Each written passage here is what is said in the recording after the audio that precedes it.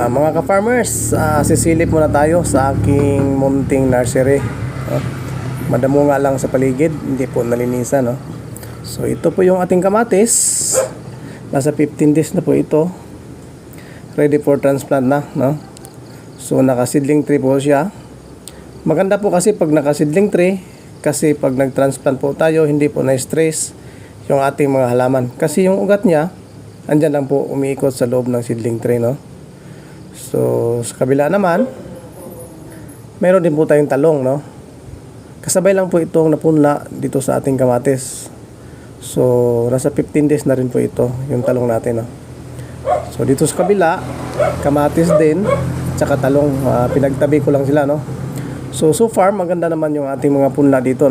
So expected sa sunod na araw tatanim na po natin ito. So sana maging successful po tayo sa ating pagtatanim, mga ka-farmers. So maraming salamat po sa inyo.